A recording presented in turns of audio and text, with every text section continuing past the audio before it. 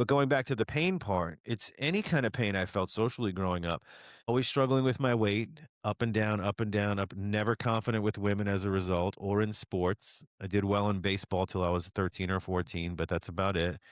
And that insecurity still lives in me, and it's squashed or my confidence is strengthened by talking about the things that annoy me and making people laugh. I'm in control. I'm delivering whatever number of minutes of material it is, and it's extremely therapeutic. That's why I think for me and maybe some other comics, it's hard to do more than one show in a night. If I have two shows and I'm doing 60 minutes, it's like my adrenaline is spent, and then in between, it goes up, up, up, and then you crash in between shows, and then, an hour later you got to go back up there and you have to get your stuff together. Welcome, my friends. My name's Gary Scott, and this is the What If You Could podcast. And I don't know why I'm already laughing. We've got the amazing Danny Johnson. Hey, Danny. Hey man, I didn't even say anything yet, and you're already chuckling. It's a win. We should end right now. And That's it. We're done. Hey, everybody. Thanks for coming. thanks for joining. Um, Well, good, because that's you're the type of audience that I want. Someone coming in with a positive attitude. They want to laugh. yeah, instead of the guy sitting like this, Oh, you make get it me all the laugh, time. big boy. Make me laugh. We get it all the time, especially if they don't know, like they didn't pay specifically to see me. They're just going out to the venue because they're a regular or whatever. And it's a very hard thing to overcome as a comic. It's almost prove to me you're funny. Yeah, and like you can't prove something like because you don't know what's in their freaking head. But Right. but you've been doing this a long time, and I can't wait to get into your story. And Yep. we're going to talk about all sorts of different stuff. But because we are the What If You Could podcast, like I mentioned, I asked all my guests right out the gate. So Yep. Danny Johnson, what is your What If You Could? It's a great question. It's part of the appeal of your podcast because that is the question I asked myself 20 some odd years ago after having a secret love affair with comedy and being deathly afraid of public speaking. To this day, if I'm not being funny, it's very difficult for me to deliver any kind of serious speech of any kind. I have to be getting laughs. I remember in sixth, seventh, eighth, ninth grade, I was a part of this church youth group in Long Island, New York, where I grew up, right? And we would participate in the talent show, and we would write our own sketches or reenact Saturday Night Live sketches. Much easier than stand up as far as it's like an ensemble cast. You can rely on others. Shortly after that, falling in love with Saturday Night Live, and then the stand up, the late night TV shows had, I've seen, way back when George Carlin or Jerry Seinfeld or Roseanne Barr or Don Rickles, Richard Pryor. Richard Pryor is probably the best stand up of all time, but um, I said, I want to do that, but I can't stand talking to people. I wouldn't say I couldn't stand it, is deathly afraid of it. Right. And so I go all throughout high school and I graduate. Now I'm 18 and talking to my buddy, and I was like, I really want to do this. It's really in me. And I have these notebooks full of ideas. And he goes, well, why don't we do it? And I go, I can't do that. He goes, what if you could? And I go, well, you're coming up with me. So we did a comedy duo. See, I was still bailing, right? I was still bailing on the idea. Yeah. I brought him up with me when I was 18, and it was in a town called Ronkonkoma, and the comedy club was Konkoma Comedy Club, and it was the initials were KKC, Konkoma Comedy Club. Thank goodness for the last letter being a C. Yeah. A lot of guys in hoods at the other place hanging out. They're Right, not right, funny, by the way. right, They're no, not funny. no sense of humor.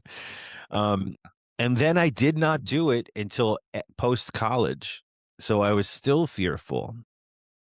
And it must be, I don't know if it was divine intervention or whatnot, but I did a couple years of college in New York, and then I transferred to the University of South Florida in Tampa. Ended up settling in Northeast Florida, coincidentally, 11 miles from the largest comedy club in Northeast Florida, South Georgia. And they were having a workshop. And they go, hey, do you want to learn to be a host, an MC? And I hemmed and hawed. And again, that question was like, what if you could, do you want to be 50 years old talking about how you could have done it, or do you want to be 60 or whatever the age is. So I go up, I joined this workshop, and it was just a bunch of guys that were regular MCs and hosts at that comedy club. And they kind of teach you joke structure, microphone technique, some of the more rudimentary things about stage performance. And I immediately fell madly in love with it and quickly became a house MC. Back then, comedy clubs were open Tuesday through Saturday, big ones like that. So I was maybe 1 to 2 weeks a month for a couple of years as a house MC. That's where you get to do maybe 10 minutes up front, announcements, drink specials, all that nonsense. And then eventually the comedians that I've opened for would start to bring me on the road to open for them. And it is traditional stand-up show. There's an MC that does 10, a feature that does 30, and then the headliner does 45 to 60 minutes. So the feature acts at this particular club or any big club typically headline smaller rooms. So when they would go on the road and headline the smaller room, like a bar or a brewery, they would bring me to feature, and then I would bring an MC. Does that make sense?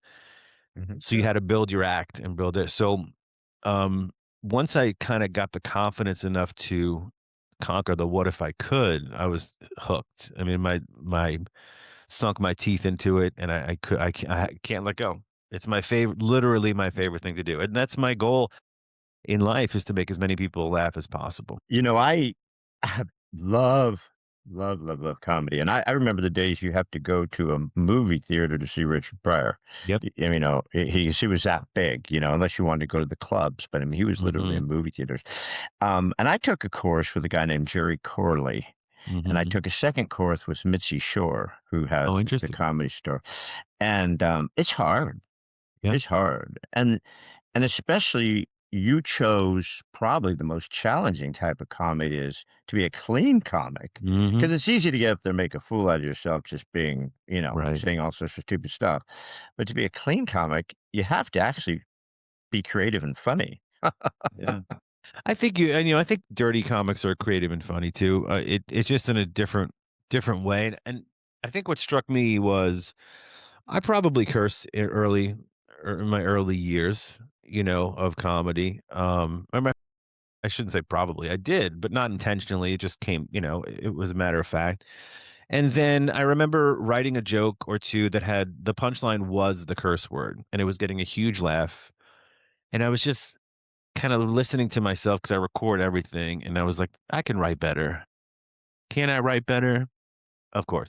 So I decided to eliminate the curse words, and then eventually, when I had enough material, I started getting private shows like corporate gigs, fundraisers, churches, and found that the money was exponentially better too. So that helped.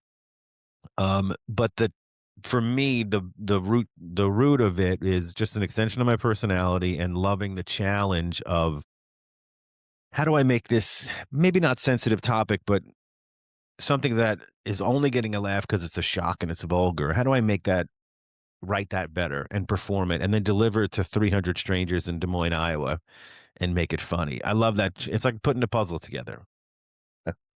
My son, I have two sons, Chris and Zach. My son Zachy, for some reason, has never cussed. He's never cussed in his whole Mm, life. I mean, if he says crap, we go, "Did you just say right. crap?" Um, and I don't know where that came from, because I'm a prolific cusser. Hmm. And so he's in the Air Force now.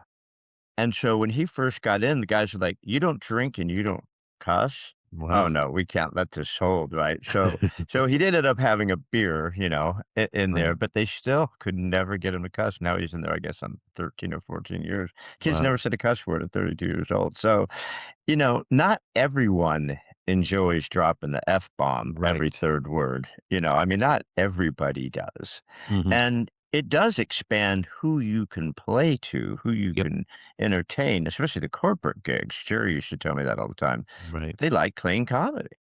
Hmm. Yeah, because they don't, and those are, even though they do, okay, so here's the thing. The bookers love of corporate comedy love clean comedy.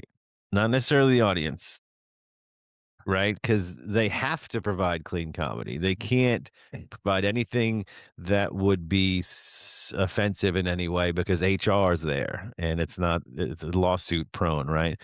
So that's what make that coupled with the fact that even though I'm clean, I may brush upon some subjects that, um, unless they specifically say to stay away, that's might be off-putting to some. So they're more hesitant to laugh in an environment like that.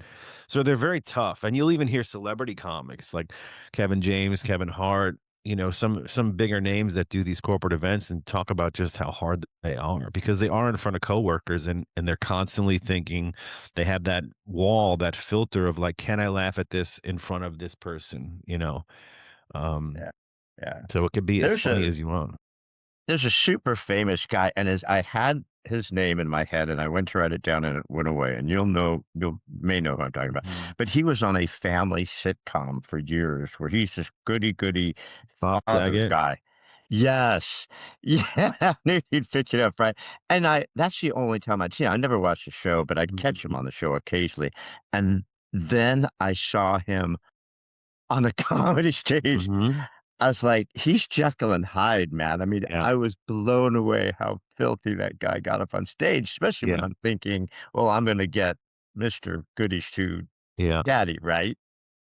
Yeah, I worked with him many times, even shortly before he passed, I worked with him, and, he got me some spots out in LA, a long time ago. Super nice guy, very sweet, but you're right, in when people come to know him from the show Full House, and then when I worked with him, they come out to see his show, and he's filthy, and he always been filthy, um, they would walk out and be like, "You're not Danny Tanner," and he's like, "No kidding.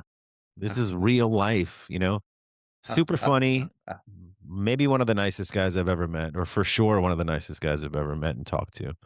And then I worked with him years later again, and it was interesting to see. He said to me he was trying to be less raunchy, but just as filthy or just as dirty. So maybe less raunchiness and just keeping the curse. I don't know what exactly that meant, but he was still killing it, selling out theaters and. But yeah, it is a shock to people that don't do their research.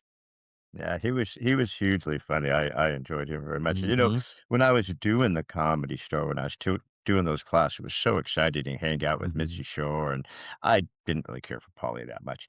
But, but hanging out there in the green room and seeing all the artists and stuff, and then the thing that kinda blew me away was you have done this many times, I'm sure, the huge names that popped in out of Yeah, nowhere just to take 2 or 3 minutes or 4 minutes, like they're trying to refine a part of their gig. And yeah, all of a sudden, Ron White just shows up like, "Dude, where did you come from?" We don't know. mhm, And he go there, and I asked him one time, "What on earth? You go up there, you do 5 minutes with Rasmus Knuckle?" He goes, "I'm working on some stuff." And yeah. you can't work on it in your bedroom. I You There's gotta only work so out in much. front of people, right? And I thought that was fascinating. Yeah, it's very, yeah, the pen to paper is different than in front of the crowd, and I've said this before, to other people, but I believe it was Jerry Seinfeld that said he finds it very funny that as a comedian, we're the experts in funny, however, the audience tells us whether we're right, That's brilliant. right? It's very That's interesting. brilliant. But I'll never. It takes a long time for me to give up on a joke. So I'll try it 100 times. 100 different ways, different words, cadence, timing, adding to it, deleting from it, until I truly give up on it. Um, but yeah, you have to do it in front of all. If it just bombs a handful of times, maybe it's the crowd, maybe it's the demographic, maybe it's the way you're talking, maybe you're not passionate about it. You got to give it enough margin of error to really throw away a bit, you know? But I'll do that. I go to open mics in town from time to time and say, "Can I get 6 minutes or 5?" Whatever slots they're giving out, um, just to try a bunch of stuff, and they're like, "Hey, do you want us to bring you up with all your credits?" I'm like, "No, no, no. No, God, just." no. Yeah, I don't plan on doing very well here tonight. I'm just throwing some raw meat out there for the Yeah, for the suckers in the absolutely. crowd. And then But I No, I was gonna say, I think to piggyback on that, really great crowds let you practice on stage live. If I'm I'm headlining a show, I get 60 minutes plus, and, you can kinda tell they're with you the whole way, regardless of, the environment or the checks came out already or whatever, and you can even go, "Hey, do you mind if I play with that a little bit? Play with that idea a little bit?" On a 1 or 2 times I've said that, or I'll just go into the bit and it's kinda doing well, trying to find it, and the audience will ride with you, and that's the best. That's the best feeling in the world. Uh, it's such a rush if Mhm, you hit, right? I mean, when you hit and you drop that just right, man, mhm. it's such a rush. But the opposite, you drop something you're so sure of, Yeah, and it just bombs, and you're like, "What yeah. happened? I had these guys." Mhm. Yeah, I'll tell them, like, "That punchline deserved way more than you guys gave it. Way more." I love that. I And mean, on you the have other to hand, it's play with the kryptonite, people, right? right? You Sure. know? I did a show not too long ago at a club I've never done before, and I was a part of a showcase lineup in Nashville, Tennessee at Zanies. Maybe 25 people in the crowd. They were filming it for potential social media use with Nate Bargatze's social media team. It's called Nateland Live. And I'm maybe 6th or 7th in the lineup of about 10 or 12 comics, and comedian by comedian coming back off stage in the green room were describing how awful their experience was out there. Even, like, there were some big names that went on before me, and I'm like, "Oh my god, I'm supposed to make a first impression here?" So I go up there and I I deliver what I did nothing new, of course, I'm showcasing, right? I'm doing maybe 9 or 10 minutes, and I deliver the first punchline, which literally for the past 2 to 3 years has done very well everywhere. And it gets a moderate to weak response, and it hits you like kryptonite. I can't even explain it. And I actually think the Instagram post that was posted today by my social media team is a clip from that show, and I had never listened to 'em, but I'm like, "Ooh, this is from that show that everyone disliked." And I listened to it, and you could hear the weak laughter from the audience. It's still good, still good response, but very weak, and I'm in my head, I'm like, "What am I saying the words? Am I speaking any English?" It's like that scene in in Rush Hour. He goes, "Can you understand the words The that are coming words, out of yeah. my mouth?" Yeah. You start to doubt your whole reality, like, am I having a stroke? Are there like, where you think you're saying, like you think you're saying the word California, but you're saying, like, bubble gum or something something weird. I completely blacked out. I don't know what happened. Right, right, right. But so when did you so you were a total wuss, you chickened out, you go up with your buddy, and it's hard to do buddy comedy. Oh, It's yeah. hard to do buddy comedy because Yeah. you don't know if they're on, you're on, it just Yeah. it's tough. Now the ensemble, like Saturday Night Live, you do have a little slack, but comedy. Right, right. So you're doing the MC thing, you're getting some time, and then these guys start saying, "Hey man, you're good. I want you to come and open up for Yeah. me." Was that the breaking of the dam where you're like, I can totally do this. I'm not gonna do MC Yes. stuff anymore. Yes, because it forced me to, you know, for the feature spot, you're supposed to do 20 to 30, whatever the headliner tells you or the manager, whoever is running the show. And if you don't have that amount of time, you have to do that amount of time regardless. So if you don't have that number of minutes of jokes, you still have to do that time. So it helped me write and stretch until I was ready. So probably prematurely took those gigs, right? And I would probably advise against that now, but um, that truly was yet another. So the initial "could I do it" moment was the MC, and then the second wave of it was when I was required to do more time, and that I successfully did it, maybe without the material. Maybe I played around with the audience, which I don't like to do, or I created new material, and it pushed me. What do they say? Success lies out of your comfort zone, and it pushed me out of my comfort zone and into something that I fell in love with. People have no idea. I mean, when I took the course with Jerry Corley, Jerry was very kind. He does a lot of training for guys who like want to write for late night. Mhm. And he works with writers, but he also does some stand up. He works with sitcom guys and stuff like that. But Mitzi was all about the Comedy Store. She was Oh, yeah. not goofing around, and she was pretty ruthless. Because I'm writing. I think I'm bringing some great stuff, but Okay. people have no idea how tough it is to come up with 20 or 30 minutes of making people laugh. I mean, Yes. it's like running a marathon. You're Mhm. sweating. I mean, it's work. Yeah, I mean, Mitzi passed on Jerry Seinfeld. See, I knew it. I could have made it big, dang Okay. it. I could have made it. I could have Um, been somebody. but yeah, so I don't know, it's sort of a funnel system. I write in volume, I edit it down, I see what's funny, and I take it to the stage. So if I write 10 pages, 3 of it I like, 1 page makes it to the stage, and a half a page makes it to the final act. So it's a very, not difficult. Well, it's sometimes difficult, but it's a very tedious process to whittle down to the nuts and bolts of what is funny about what you're trying to talk about. And then, for example, so my latest comedy special on YouTube, it's called Everything Bothers Me. The opening bit is about me getting a massage for the first and only time. Um, and Your a buddy ye- talked you into it, right? Or something right, like that. 2 years ago, that bit was 30 to 90 seconds long. It's in the special, it's about 8 minutes. So I over the course of 2 years, it was getting such a great reaction at under 2 minutes. I was like, let me go back to the drawing board, rewrite my experience, and what am I missing? What nuggets of uncomfortability and funny am I missing from this story? And I just began incorporating little by little, and over time, over all the gigs, they became longer and longer. Sometimes, depending on the amount of laughter, it's 10 minutes long. So that's the process to build it.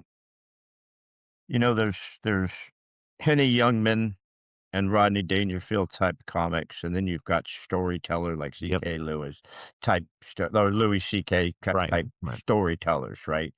And watching your stuff, I'm like, you kind of can go both ways with this. Yep. You could do the quick quip, but you do get into the storytelling about that. Mhm. And I think having the clean comedy where you're not looking for that shock value Right. allows you to kind of expand on Yep. the story and the joke, right? Yeah. Yeah, and I think, and I think too, some premises, I'll lead the audience to a place where they think I'm gonna curse. I want them to guess the punchline. I want them to guess why I'm so angry or why I'm so irritated, and then take them another way, or think of another word. So they already, because one of the biggest compliments I get on after a show is like, "Hey, did you know you didn't curse the whole time? You were up there for over an hour." I go, "Yeah." They're like, "We had no idea. We loved clean comedy. That was great." I was like, "Well, I appreciate it." I don't know what to tell you. So what I do. I should curse at him right there. I should go, "Why don't you F off?" How about that? When he comes to get an autograph, go F yourself. Oh, yeah. I saved it for the end, all right? Right. I I've been saved it. saving it all for off stage, buddy, and you're the first customer, so bring it. 20 years is a long time to freaking do anything, Yeah, man. I've been a real estate broker. I do this because I love to meet people like you, but I actually have a real job, and I've been a real estate broker for 35 years. right, Doing anything for 20 years is not easy. right. I mean, there's a lot of ups and downs and burnouts, Oh, changing of society. Like, we seem yes. to be in a society right now that's completely lost its entire sense of humor. I mean, how are you doing out there with all this anger and hate that's going on? It is very, and thank you for recognizing the tenure. It is because the business end of it is something I dislike so much, and it causes a lot of people to quit. The dishonesty of a lot of folks, the challenge to get work, all that good stuff. Um, you'd be amazed. Well, I guess not with asking that question. The stuff that people get offended by in my clean comedy act. And I don't talk about politics, sex all that much, maybe some innuendo. I talk about me, my family, food, how uncomfortable I am, social anxiety, depression, seeing a therapist. So you would be amazed. I remember I was doing the middle of a bit and I found that I was using my hands too much, or it annoyed me that I was using my hands to talk too much. So I stopped and I was like, "I can't believe how much I'm using my hands. I'm not even Italian." And a whole section was like, "Whoa, easy." And I was like, "That's offensive?" He knows that Italians do. I mean, that's not even. That's, how could that be offensive? It's like I don't I think get it. this on the flag. Isn't this on the Yeah. Italian flag? How is that offensive? Yeah, and then on the other, and then another, I do some jokes about being raised Catholic, and that's where I learned how to drink. And um, there's nothing bad about Jesus in there. It's just kind of poking fun at the process of this whole Catholicism thing and the little rituals and whatnot. And the woman after the show was like, "We loved you, but we just had to all come over here and say, the stuff, everything but the Catholic stuff. Get rid of that stuff." And I was like, "Well, you sort of have to forgive me if it's in the book." And How about if we just get rid of the Catholics? Just saying. I'm just saying. I'm not trying to offend you. if they But it run, doesn't matter, right? I mean, you 20 years is like a frickin' forever. And mhm, so you've seen it all as far as that, all the I'm sure some of these clubs yeah, we walked into was like, "Holy crap." yeah. But I There's mean, there's really, probably you can't not offend somebody in this world, right? You could anything, yes, right? and I think I'm at the point now in my career where I'm like, I'm just gonna do me up there, and hopefully you like it, and believe me when I tell you, and I say this to my head to the audience, not out loud. Believe me when I tell you that I'm probably the least offensive comedian you're ever gonna watch. Maybe not ever, but um, I can't imagine those same people going to, I don't know, Bill Burr or Louis C.K. I can't. Their head would explode. So, and they're both great comics. But yeah, you're right. I've done every kind of venue. I'm very selective now at this point, right? But I've done, I don't know, backyard shows, front porch shows, bowling alleys, bars, restaurants, picnics, barbecues, reunions, wedding receptions. There isn't a venue I don't think a rooftop. I did a rooftop. I mean, I was surprised that some of the comics before me didn't hurl themselves off the roof. Just to escape the madness. I mean, Yeah. Oh, I love comedy clubs. I mean, I'll go into the worst dive comedy clubs, man, mhm. where you walk on the floor and it sticks, right? Where Yeah. it's like you You can't lose even a move. sneaker. Ah, yeah, and the guy's up there, he's got a cigarette, he's got a beer, he smells, he's been sleeping in his car for 3 days. Not that that's a bad thing, I've done it, Right. but you know what I mean? And I just go, "This is my place. I'm gonna love Yeah. this because some of these guys are just gonna go, "You know what? Screw it. This crowd isn't into me anyway, so I'm just gonna go with some stuff that I've been wanting to Right. do," right? I mean, have you ever done that where you just lost a crowd and you go, "You know what? I'm not even gonna give you guys my routine. I'm so sick of you people. I'm gonna Mhm. try some stuff out for you guys." I did a comedy club in Lakeland, Florida many years ago, and there was 2 shows. One was at 8, next one at 10, and the 8 o'clock, and this is a small venue. It was in a hotel lobby bar of a Howard Johnson, the big time, as I call it, and maybe seats 50 people, and the 8 o'clock show rolls around, there's a couple in the front row. There's 2 people at the 8 o'clock show. And I said to the manager, "Are we doing a show?" And he goes, "If you wanna get paid." So I go up there and I don't even use the mic. I start to use the microphone. I'm like, "What am I using the microphone?" So I They're just right sat there, down. alright? Yeah, I sat down on the stage right in front of them, elbows on knees, just chatting with them. Um, I did some of my acting conversationally, and they kinda chuckled, and we mostly enjoyed our conversation. Now, the second show rolls around, it's sold out, almost. The same couple decides to stay, and I'm doing virtually the same act, minus the conversation part, and they're laughing hysterically, and I go, "Hey, no, you can't, it wasn't funny at 8, but now at 10." But that also that's the beauty of the crowd, you Right, get that crowd behind you, they're loving you, they're into everything you're playing around with and stuff, and so, like you said, they're giving to you, yeah, they're like, "We love you, you can now do it no wrong with yeah. us tonight," you know? Yeah, I think most crowds want you to be successful. Like, in most auditions, as nervous as I get for auditions, casting people want you to be successful. They're not looking for you to bomb and waste their time. But there is that crowd mentality. I remember doing some rooms years ago.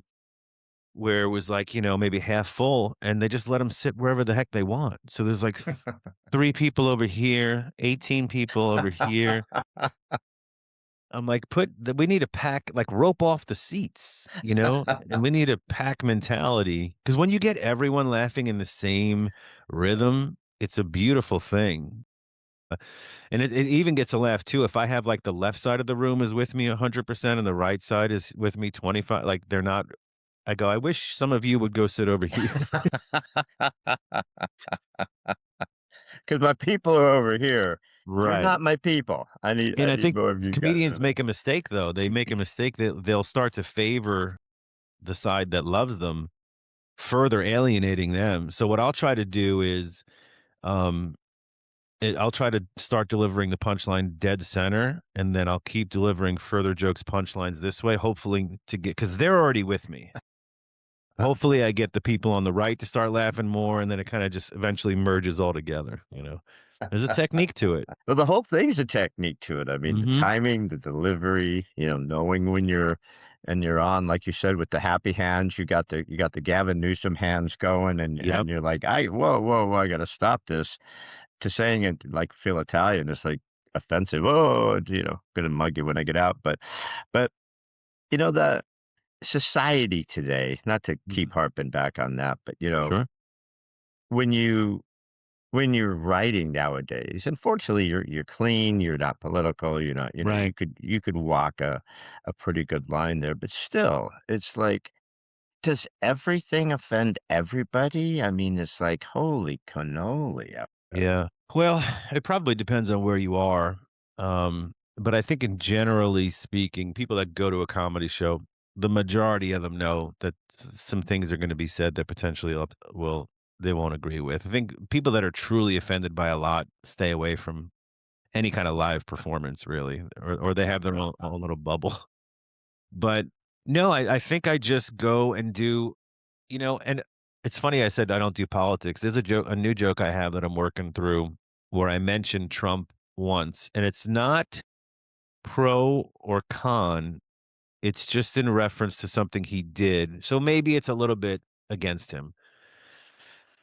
Um, just the You're just already the exhausted just thinking about it. well, because it doesn't go either way. It's just poking. So the joke, I won't tell you the joke, but the premise is it's all about paper straws, right? And there was a executive order by Trump that no paper straws in federal buildings, and I just poke fun at the fact that that made it to his top agenda, right? So, and then I go into back into my joke, but the people either cheer or boo just the name. And I'm like, I'm thinking about removing it totally from because they're not focusing on the joke. Yeah. They're grabbing onto the wrong thing. So if it's not funny enough, I'm just going to remove it. But it did not blow me away, but it did take me out of the joke a little bit when because I was like, that has nothing to do with what I'm talking about. And so I may remove it. But you're right. Some people are just overly sensitive. Yeah. Which I mean, a lot of these guys go after it. I have no idea who this comic is, Hmm. but somehow he's gotten into my feed. Big guy, and he was the one who had 6 shows canceled in Minnesota because he said something about Minnesota. Do you know who I'm talking about? Did you hear about that? That sounds very familiar. I don't know the name though. It was just like a couple weeks ago. So the Hmm. guy's he's very funny. He's got the type of delivery that I like. He's Right. got that slow kind of like yours, just a matter of fact kind of delivery. Right. Right. And so, and I know yelling and screaming stuff, but I guess he said something. So he had 6 sold out shows coming up in Minnesota, Minneapolis, Minnesota, and they canceled the guy. Yeah. And of course, so he said, well, I'm going to bring that up, right? And so the next set he did was completely about that. It was hysterical. But how d it's like, wait a minute, all those people who wanted to see this guy because they love this guy and they enjoy seeing this guy, how do you cancel those people? It's just bizarre to me that that could even go on. Yeah, it's whoever's in power that takes, they have to think of their, um, optics, right? How they look. So do they wanna be associated with going against the grain or with it, depending on how they view what happened in society or whatever happened in, the stuff that's happening in Minnesota. Um, so yeah, I mean, they took that risk, whatever the capacity of the venue is, do I make 100 customers upset or do I, bend to the pressures of the general public and the media?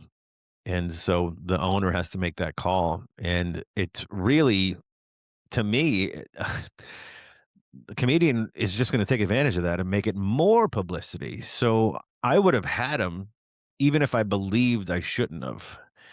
Um, which I don't. Free. I'm free, obviously for free speech. But yeah, I would have had him to squash it because it would have gotten his club so much publicity, and good or bad is good. And now it's getting just as much, but in a negative way. Yeah.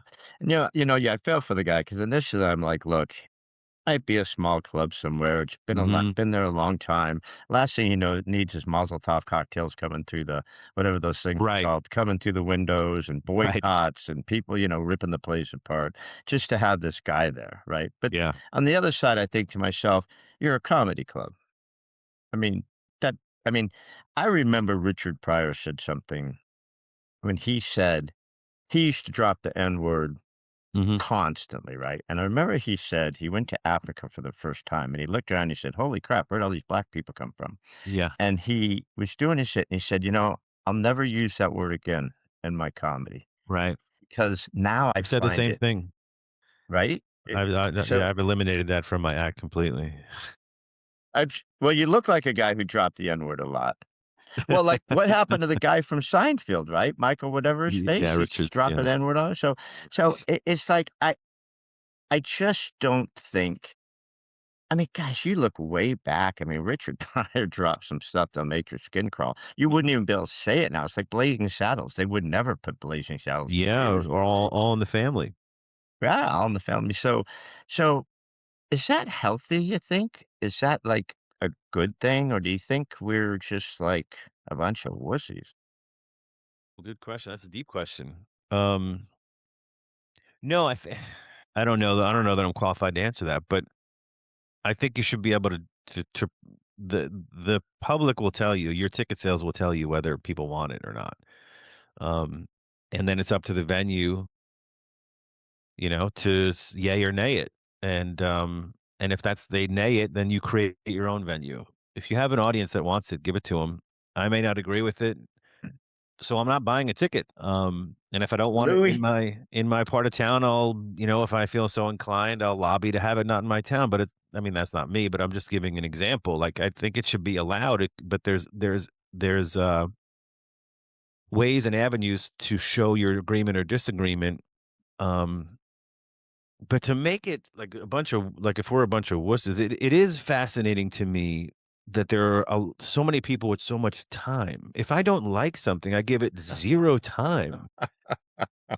Like, so, I'll get the occasional negative comment on my clips or posts, and I always love it. I always heart it, and I thank them, and it's like this person watched my clip, didn't like it, didn't scroll, hit comment, typed, probably edited, retyped, and posted it. I'm like, couldn't you have spent some time with your kid or something, or your significant other? What are you doing? Thanks for helping the algorithm, but if I don't agree with the stance or I just give it no time, and if I can do something to change it, if I feel so inclined, I will. But I think more than the wussification of everybody being so offended, I think it's the amount of time. It almost gives them their identity.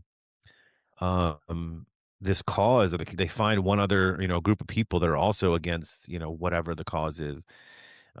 And by all means, if it's up your alley and it's truly, dedicate some time to it to make some change that you want. But I think so many people are really wrapped up in stuff that could do better with their time, do better things with their time. That's like the Super Bowl halftime show. I stayed so far away from that. I'm like, I don't want to comment. I don't want to think about it. I don't want to look at it. I just, I ain't no one got the time for that stuff. Yeah. But I do recall. I mean, some things that find people find really offensive when Louis C.K. did the candy bar pedophile joke and just got shredded. I mean, I, I perhaps don't that remember that. wasn't the venue. Perhaps that wasn't the venue to deliver that one. Yeah. Um, I don't remember that joke, but is it when people say he got eviscerated online, and then he continues to sell out theaters and arenas, so how many people are really eviscerating him?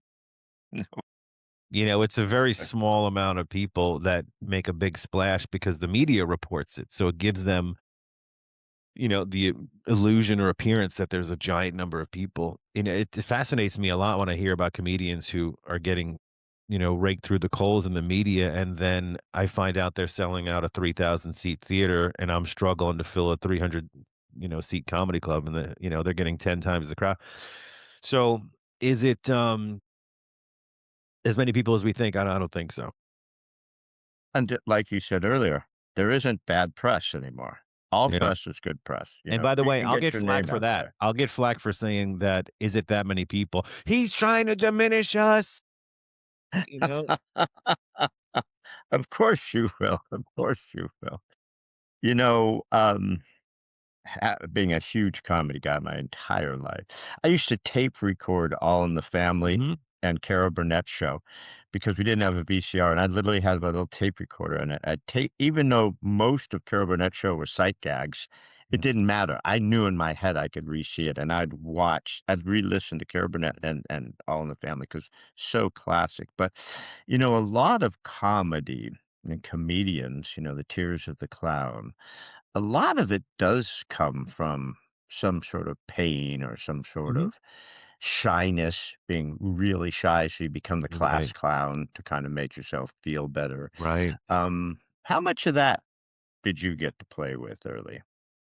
I still play with it, I think, and by the way, I'm jealous that you got to meet Mitzi and take the class at the Comedy Store. That's a club I've never been inside. When I visited LA twice, I went during non-hours, because of my schedule, but, Yeah. um, yeah, so the any kind of pain or frustration or annoyance that I feel throughout my life is now, um to being delivered on stage in one way or another. And it is fuel. It is extremely therapeutic because some of the things I talk about on stage that I'm annoyed at really make no difference in any of our lives. It's societal things. It's Seinfeld-esque, you could say. But I've been told that like I had this very well-known manager in Nashville, Tennessee, comedic, clean comedy manager, call me. He emailed me, said, "Call me." I never talked to him, he said, "I just want to let you know your latest special is, I love it so much." He goes, "It's so refreshing to see clean comedy with an edge." He goes, "Nate Bargatze is clean and wholesome and obviously hilarious." He goes, "But you have this underlying frustration, annoyance, and anger that I kind of feel like you could lose your cool on stage at any moment." And I was like, "I hope that's." I said, "I'm taking that as a compliment." He goes, I know, "Absolutely." And I I do know there's a compliment in there somewhere. yeah. He goes, "I Uh, absolutely mean it as a compliment. It's so refreshing to see you're doing." It's almost like, and another person said, "You're doing I feel like I'm watching a clean version of Louis CK who's not doing socially conscious material, he's doing stuff about his family and himself and whatnot." And I like that a lot. I don't think I'm nearly as good as those guys, but Nate or Louis, but I liked that compliment, and I do like that they can feel my passionate annoyance. And frustration with things. But going back to the pain part, it's any kind of pain I felt socially growing up. Always struggling with my weight, up and down, up and down, up, never confident with women as a result, or in sports. I did well in baseball till I was 13 or 14, but that's about it. And that insecurity still lives in me, and it's squashed or my confidence is strengthened by talking about the things that annoy me and making people laugh. I'm in control. I'm delivering whatever number of minutes of material it is, and, it's extremely therapeutic. That's why I think for me and maybe some other comics, it's hard to do more than 1 show in a night. If I have 2 shows and I'm doing 60 minutes, it's like my adrenaline is spent, and then it goes up, up, up. and then you crash in between shows, and then, an hour later, you gotta go back up there, and you have to get your stuff together, so, it could be very draining too, but I love it. I love getting it out, and those around me that know, like, if I haven't had it like, in some months, I'll do more commercial work or voiceover and less stand-up, and some months vice versa, and, those around me, close to me, will know when I haven't been on stage in a bit because, you're getting a little snippy. You need to get up there and get it out. Go find a stage You're and you're you need to blow it out, buddy. yeah, Holding it's like a too teapot much boiling. backload there. It's interesting you said "as good." And, I think about a story this guy Robert Ringer told. There's a guy who named Robert Ringer who wrote, um, I forgot one of the most best-selling books of all time. Oh, no, it'll come to me. He wrote 4 books, but the one he wrote was just a huge bestseller, Robert Ringer. Mhm. But he talks about he was in a bar and there's this girl singing, and she's the most incredible voice ever, and she's Right. in this little tiny dub. And he tries to get her to go. He'll pay for everything and to produce and get her out there. And he finds out she's like 56 years old. Wow. And everyone's like, "You're just too old to go and do this." But her voice is amazing. So I don't think there's such a thing as better than or as good. Sometimes I just think it's exposure. Mm, It's like somehow that guy just nailed it somewhere, got right. exposure. Someone said, "You gotta come with me," like the guys when you first started, "Open up for me." And Yeah. then more and more people see you, and all of a sudden you're just as good as them. You've got comparisons to, some of the greats with your Yeah. work, That's So my roundabout question is social media, will that help you get more exposure, or is there just so much of it, it's now kinda tends to Mhm. drown you down? Can you fight through it? Yeah, so to your point, I hate social media. I do it because 'cause I'm supposed to, and, it helps me reach more people, right? But you're absolutely right. The number of followers is the number one question I get from talent managers and agents and bookers. The first question, not "Are you funny?" Not, "Who have you worked with? What clubs have you worked? What venues? How much time can you do?" It's, "How many followers do you have?" So, that's the that's the equation, unfortunately, and I think you're right in that I believe, should I ever get the stamp of approval from some better known comedians, thus increasing my following, then I would be up there. I mean, modestly, more successful. And that's what I strive for every day because I want to read. If my 30,000 foot goal is to make as many people laugh as possible, have you come to a show and leave in a better mood, forget about your problems for the hour, then I need to reach more people. So I would love any kind of stamp of approval from someone or more social media followers because I think I put out good content for them to enjoy. But you're right; it is a frustrating, especially because years ago I was like, I'm not going to embrace this social media thing. I think I was one of those old guys who was like, I'm not even going to get a smartphone. That's how I'll get you. And now it's everything. Yeah, you know what I'm talking about. So now it's everything, and I'm sort of playing catch up. So I have a modest following. I would love more, but you're right. There are guys that are doing it less time than me, who I may or may not consider that I'm a better comic than. But some celebrity or some well-known comic either takes them under their wing, gives them a stamp of approval, their follower count goes through the roof, they sell out venues, and they do well. They're not bad comics. They're good comics. They're funny. There's some of them I know very well, and it's like that's what propels you, social media following, and almost solely. Yeah. You know, we don't want to disparage anybody because we know how difficult the battle is, right? To go out there and Yeah. do what you do and to fight, get the gigs, fight the promoters, fight the managers, have everyone steal from you.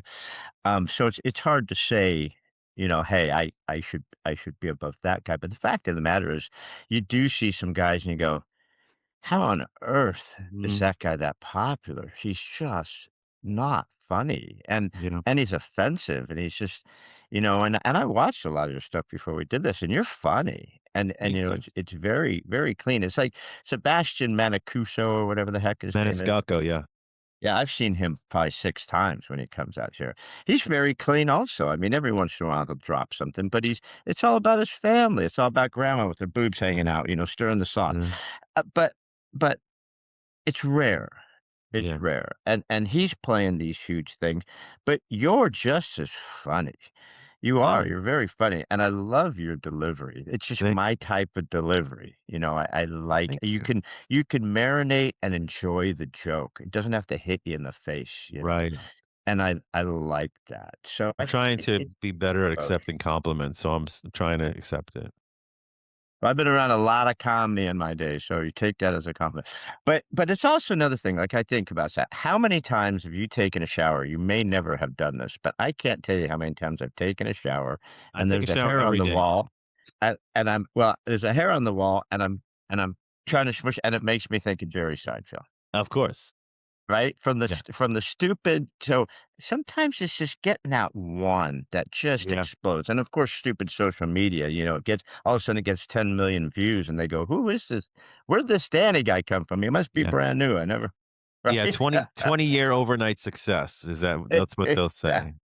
But you're right, I mean, it is frustrating because sometimes you'll see people spend hundreds of dollars on a ticket to see somebody because they have 10,000,000 followers and they've never seen a clip of theirs.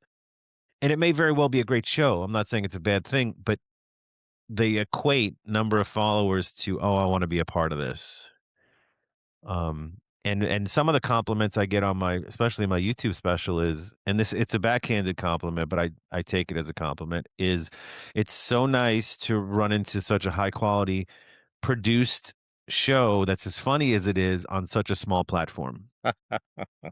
Oh, and it is true, Yeah. right? So if you go to a YouTube channel with, I think I have about 1,000 followers on YouTube. If you go to that, you're not expecting anything really. But if you watch my special, you would think you were watching it on Hulu or Netflix because it is Yeah. produced that way. And I think the materials, I'm proud of it. Percent. I mean, when we booked this, and so I went down the deeper dive because you were kind enough to accept, and I went down a deeper dive, and I'm like, "This is really, really good." I mean, this is a professional uh, comedian. Thank This you. is, I mean, yeah, some guy just says he's been doing it for 20 years doesn't mean he's a professional comic, he can Right. goof around for 20 years. But Danny, you've been great. I promised I'd get you out of here with an hour, and so this has been fun. Time just flies. But I lied earlier because, like I said, I'm a real estate broker. We lie. Um, I said I had one question, but I actually have two questions. Sure. My last question is this: Mhm. if there's something that Danny Johnson wants to leave us with, a thought, a message, a quote, a feeling, Mhm. something that just means something Yep. to Danny, you'd like to leave with us. What would that last thought be? I say this to my son. I've probably said it a half a dozen times, and I say it to myself. I'm 20 years in the business, and I'm still not where I want to be, but I'm very happy that I get to make people laugh, and I hope to increase my audience. Right. So whatever my son is going through, or whatever I'm going through, and I feel like quitting, and whether that's a hard task personally, professionally, securing that next gig for me, whatever that might be, or for my son, he's starting a power washing business, struggling to get clients, this, whatever it is, I stop him and I go, this point right now is the point where 99% of the people who are unsuccessful quit. This very moment, there are people across this world quitting because of what you're going through. What if you could continue to tomorrow? And it puts it in a bit of a different perspective. I'm not saying it's going to be successful the next day, but it's going to put you further along. It's going to force you to hopefully rethink how you're approaching something and further your goals and keep you in the game. And ultimately, hopefully, achieving that goal. But it's like it's that very recognition. You could even do it during a brief workout. I'm supposed to work out 30 minutes. It's at 20. I'm exhausted. Well, this is the point that people who are not in shape quit at 20. Do you want to be that person? Just give me 10 more minutes and you push. So just give it, um, just give it another shot. Keep going. And I appreciate you having me. This was a lot of fun. Like you said, It felt like we just hopped on here, and it's been an hour already. So I love the conversation, and I hope to be back. I love it, man. If you ever make it to California, let me know and we'll come see you for sure. Yeah. But I love what you just finished with because it's so true. I read so many self-help books and educational books, and I'm doing this thing now, which I love, called Headway, where they send you a book every day, and it's like 8 pages, and then the real quick brief. And Mm, that's something I believe in 100% because 97% of the world quits. yeah. Only 3% of the world makes it. You Yeah, and know, it's and it's identifying that moment too. It's identifying that critical moment. And by the way, I may be in California if my agent is successful. They're trying to get me on Comics Unleashed, the CBS TV show, Comics Unleashed. So we'll see. I'll email you or hit you up if I do. What's that one thing called? My son watches it all the time, but they have a guy, they give him 1 minute, and then they beat him up. Damn Kill it, what's that Tony. th Yes, my son is obsessed with it. We gotta get you on Kill Tony. Yeah. You're too clean for Kill Tony. I think it's more for newer comics, but some of them are already more popular than me, so might as well No, do. they don't deserve it, damn it. So, Danny, listen, where can we find you before we let you out here? Where can we get Yep. more Danny? Where can we find all your stuff? Where can we see Yep. what's going on with you? Absolutely. So the easiest way to remember is just my name.com, dannyjohnson.com, and all my social media links are on there. All my social media handles are at Danny Johnson Comedy. But on my website, you can get links to social media, also both my comedy specials. My older comedy special is also on Amazon, Apple, and Peacock as well. And I think if you give it a shot, you'll enjoy it. You can watch it in front of anybody. It's not geared towards kids, but it is clean to watch around anyone. I think once you watch it, you'll share it. Um, and I appreciate the time and enjoy. You got it, but I wish you nothing but massive success. I think you're really good. I love your type of comedy, and you're a good Thank guy, you. so massive success, my friend. Thank you, Gary. I Alright, appreciate guys. it. You just got exposed cleanly to a little bit of Danny Johnson. Please go look him up and watch his gig. Thanks, guys. I'll see you.